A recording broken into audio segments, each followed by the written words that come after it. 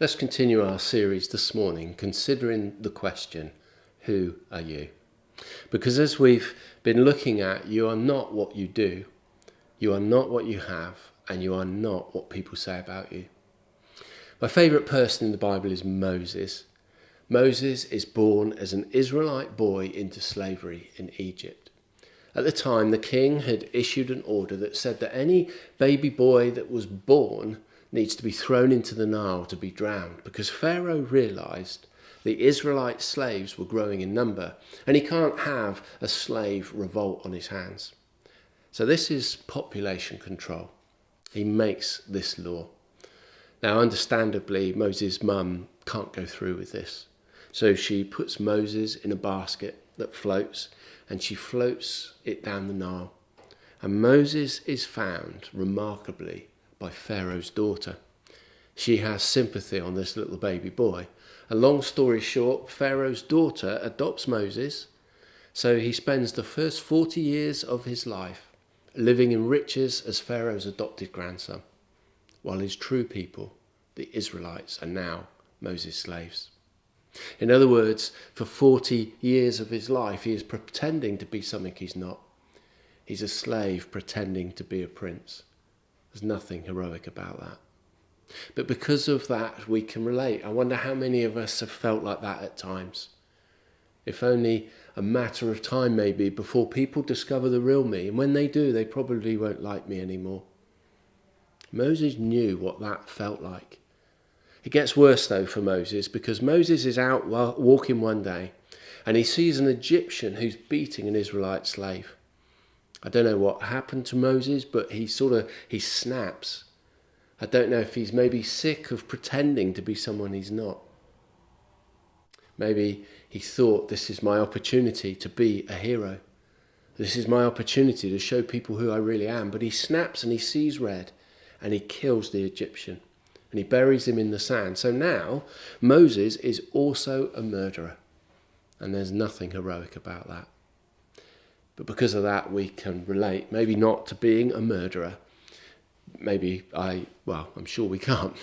But do you know how many times have we done the right thing, but maybe we've done it in the wrong way, and it's blown up in our face?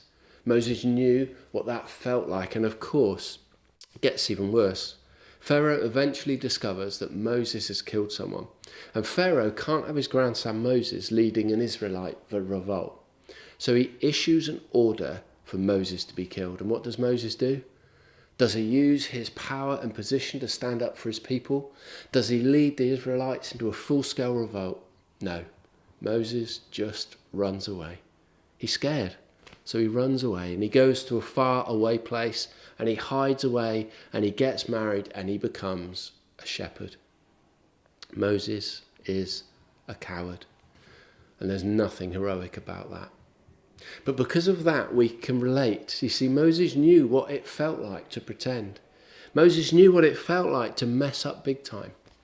Moses knew what it was like to run away scared. And that actually becomes the next 40 years of his life. He just sulks around feeling sorry for himself as a shepherd. And as an 80-year-old man doing a job designed for teenage boys, and he's hated by everyone, hated by the Israelites for being an imposter, hated by the Egyptians for being a murderer, and hated by himself for being a coward. This is who Moses is. Here's the amazing thing. Of all the people, God decides to speak to Moses. From a burning bush one day. So one day he's out and about looking after his sheep, and then suddenly he sees this interesting thing, and it's a bush on fire. But the bush isn't burning up. So Moses does what any man would do. He thought, I will go over and see that strange sight. Translation, Moses is just a normal bloke. And just like every other man I've ever met, he loves messing around with fire. And he walks towards it. But as Moses gets closer to the bush starts to talk to him. And that's a trip. The bush says, hey Moses. And he's probably thinking, what the is going on? And the bush starts to speak to him and he says, hey Moses. He kind of timidly raises his hand. He says, yeah, that's me, here I am. He has no idea what's going on. And he knows, and all he knows is that the bush on fire is talking to him. It's probably thinking, I've got to lay off eating all those wild mushrooms. And that's when the voice finally says and introduces itself to Moses. The voice says, I am the God of your father, the God of Abraham, the God of Isaac and of Jacob. In other words, I'm the God of your true people, the Israelites. And at this, he hides his face. He's afraid to look at God. He's terrified. And you would be too, because Moses assumes that he's in big trouble right now. You've got to remember, he's a pretender. He's a murderer, and he's a coward. And he's been a shepherd for the last 40 years. And he's thinking to himself, this is it. I've been running from God and his people all my life, and finally he's caught up with me. And this is game over. Nothing heroic about that. But I'm sure we can relate. How many of us have ever had that thought? If God is real, then he must be very, very, very angry with me. But God doesn't punish or shame Moses. Instead, God shares a plan with Moses. And it's crazy, awesome, heroic plan. And he says to Moses, Moses, I've not given up on you. And I've not given up on my people. I've been with them through all their slavery. But now it's time to rescue. Now I'm going to save them. And here's the deal, Moses. I'm going to do all of that through you. And this, of course, freaks him out. Because God is not here to punish him. Instead, he's here saying, I've chosen you. Moses, the least qualified person I can think of, to lead his people out of freedom. A guy that I personally wouldn't follow to the front door, not right now. And here's the truth. God shows up. You see, God sort of moved on. God maybe should have picked someone else. So God shares this crafty plan with Moses. And what Moses' response is this. Well, don't forget, Moses is a coward. So he gives a bunch of excuses of why God has picked the wrong person. And as we look at these, I think we must just see something of ourselves in Moses. I know I certainly do. You see, so often I come up with those excuses. Here's God's epic plan, and here's Moses' excuse. First one is this: God, who am I? Who am I that I should go to Pharaoh and bring the Israelites out of Egypt? I expect we've all said some version of this before. God, who am I? In other words, God, I'm not enough. I'm not capable or strong enough. Just fill in the blanks. You picked the wrong person, God. Pick someone else. I love God's response. Moses says, who am I? And God doesn't answer this question. And God just says this: I'll be with you. I love that. You see, it doesn't matter who you are. It matters who I am. That's what God is saying. And God is saying, I'm going to be with you. And Moses hears this, and then he says to himself, God, here's another excuse. Secondly, Moses says, who are you? You said it's going to be fine because you're going to be with me. But God, I don't know you. So who are you? Are you strong enough to set these people free? Moses challenges God, which is not a smart move. But God says, and stays patient with him, and he says in his response, he says, Moses, who am I? I am king. I'm king of everything. I will be king of everything until the end of time.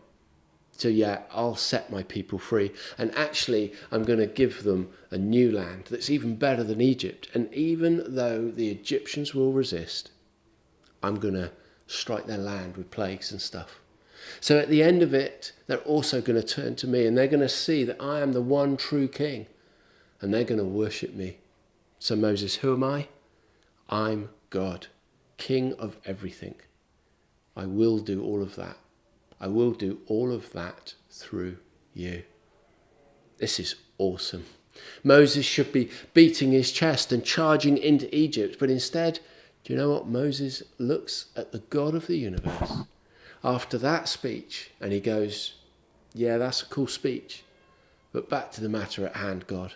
And his third excuse is this: what if they don't believe me?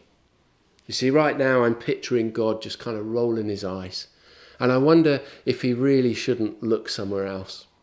but he stays patient with him. And he gives Moses a set of miraculous signs to give physical authority to his words. Crazy stuff like his shepherd's staff turning into a snake and then back again. Weird stuff like that. What's Moses' response? Well, he looks at God and he goes, "Those are very cool magic tricks, thank you, but I've never been eloquent, neither in the past and certainly not now." And so his fourth excuse is this: "I'm slow of speech and young." In other words, he goes, "I'm not quick-witted. I'm not great at giving speeches like you are. So listen, you've picked the wrong person. Moses is just being annoying now." And yet God stays patient with him. And he basically replies, "Moses, I made your mouth. I know what I'm working with here. I know the kind of speeches you give. It's a bit like a lame one you're giving right now. So listen to me. I'll do all the heavy lifting. All you've got to do is to walk into Egypt." And this is where Moses gives his final attempt to dodge God. And it's the straw that breaks the camel's back. And he looks at God of the universe, speaking to him out of a burning bush. And he just finally says his last excuse: "Lord, just send someone else." Which is followed by the biggest understatement in the Bible, I think. It says that God's anger finally burnt against Moses. And Moses must have felt it, because he finally stops arguing with God. He puts his shoes on and he walks towards Egypt.